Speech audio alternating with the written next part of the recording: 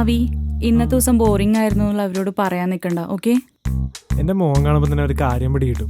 ഈ മുഖമൊക്കെ ഒന്ന് എനർജറ്റിക് ആയിട്ട് പിടിക്കേ. ഇന്ന് കാലത്ത് നമ്മൾ ഫുൾ നമ്പർ അടിച്ച് അവിടെ നിന്ന് ഇറങ്ങി, എന്നിട്ട് നമ്മുടെ ഡേ കൊള്ളായെന്ന് പറഞ്ഞ് നാണക്കേടാ. ശരിയാ, ഇത് പറഞ്ഞതിനെ വെറുതെ അവരെ സന്തോഷിപ്പിക്കുന്നത്.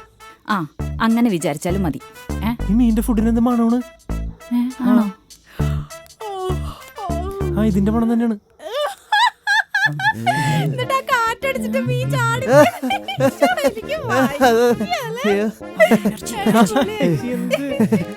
എന്തല്ലേ എന്താണ്, എവിടെയായിരുന്നു മൂന്നുപേരും? ഇൻസ്റ്റയിലെ വിശേഷങ്ങളൊന്നും കണ്ടില്ലാന്ന് തോന്നുന്നു. വൈകുന്നേരം വരെ മീൻ പിടുത്തായിരുന്നോ? അതെന്താന്നറിയ മീനു, ഫിഷിങ് നിർത്താൻ തോന്നണ്ടേ? എന്ത് രസമുള്ള സ്ഥലമായിരുന്നു അല്ലടാ, അല്ലേ സാർ?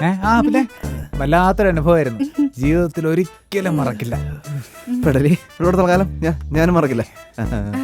അല്ല, നിങ്ങളല്ലേ ഫ്രണ്ടിന്റെ വീട്ടിൽ ലഞ്ചിന് പോവാന്ന് പറഞ്ഞിട്ട്? ആ, ഞങ്ങള് പോയി, ലഞ്ചിന് പോയി. പക്ഷെ ഫുഡ് കൊള്ളില്ലായിരുന്നു. അതുകൊണ്ട് അവിടെ നിന്ന് ഇറങ്ങി വേറെ റെസ്റ്റോറന്റിൽ നിന്നാ കഴിച്ചത്. നല്ല നല്ല റെസ്റ്റോറന്റ് റെസ്റ്റോറന്റ് നിങ്ങൾ അടിച്ചു പൊളിച്ചല്ലേ?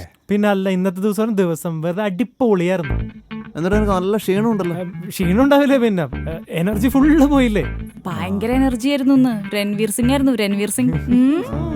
അതുകൊണ്ട് ഫുൾ എനർജിയും പോയി. പിന്നെ ഫുഡും കൂടി കഴിച്ചപ്പോ ഞങ്ങള് Flying ആയിരുന്നു, നല്ലായിരുന്നു. flying. ഇങ്ങനെ അതെ, ഞങ്ങളാ ശരിക്കും തകർത്തത്. സാം ഒരു മീനിനെ പിടിക്കും, ഞാനത് അടുത്ത വീട്ടിൽ കൊണ്ടുപോയിട്ട് കറിയാക്കും. അപ്പോഴേക്കും ടിയേജ് വേറെ മീനിനെ പിടിക്കും, ഞാനത് അടുത്ത വീട്ടിൽ കൊണ്ടുപോയി കറിയാക്കും. അങ്ങനെ ഓരോരോ മീനായിട്ടാണ് കറി വെച്ചത്.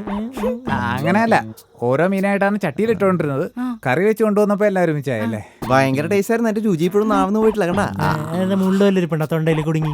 അതിന് മുള്ളില്ലാത്ത മീൻ നോക്കിയല്ലേ ഞങ്ങൾ പിടിച്ചത്. അതെങ്ങനെയും മുള്ളില്ലാത്ത മീനെ പിടിക്കുന്ന? അത് സാം മീനെ പിടിക്കുമ്പോ ഡിഐജിയുടെ അടുത്ത് ചോദിക്കും, ഈ ഫിഷിന് മുള്ളുണ്ടോ ഇല്ലയെന്ന്. അപ്പൊ ഡിഐജി കറക്റ്റ് ആയിട്ട് പറഞ്ഞു കൊടുക്കും, എനിക്കത് മുള്ളിനെ മനസ്സിലാവും. പിടിച്ചോന്ന്. ഡിഐജി മഹാപുല്യാട്ടാ ഫിഷിങ്ങില്. അതവിടെ ചെന്ന് 1.5 മണിക്കൂറിനാണ് എനിക്ക് മനസ്സിലായി സംഭവമാണെന്ന്. ശരിക്കും സമയത്തിന്റെ വില മനസ്സിലാക്കി ഇന്നാണ്. ഈ കൊച്ചു ജീവിതത്തിനുള്ളിൽ ചെയ്തു തീർക്കാൻ എന്തൊക്കെയുണ്ടല്ലേ. അത് ഇന്നത്തെ സിനിമയിൽ പറഞ്ഞ പോലെ നമ്മൾ ഒരു സ്വപ്നത്തിന്റെ പിന്നാലെ നടന്നു കഴിഞ്ഞാൽ ജീവിതം മറന്നുപോകും, ഒരുപാട് സ്വപ്നങ്ങൾ ഉണ്ടെങ്കിൽ ജീവിതം സംഭവബഹുലമാകും എന്ന് പറഞ്ഞാൽ സൂപ്പറായിരുന്നു. പക്ഷെ എനിക്ക് എൻഡില് ഹീറോനെ കൊന്നത് ഒട്ടും ഇഷ്ടായില്ല. ആളെ കൊന്നോ? ആ, നീ ഉറങ്ങല്ലായിരുന്നു, നീ കണ്ടില്ല?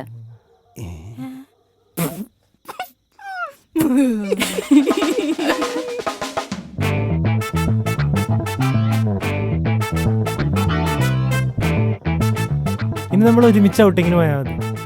എന്താ? അല്ല, ഞങ്ങള് മാത്രം ഇങ്ങനെ സന്തോഷിച്ചാ പോരല്ലോ. നമ്മളും ഇനി ഇങ്ങനെ ഒറ്റയ്ക്ക് സന്തോഷിക്കുന്നില്ല, ഇങ്ങനെ സന്തോഷിക്കാൻ ഇനി വയ്യ. അതാണ്. അല്ല, അപ്പൊ നാളെ വൈകിട്ട് എന്താ പരിപാടി? നാളെ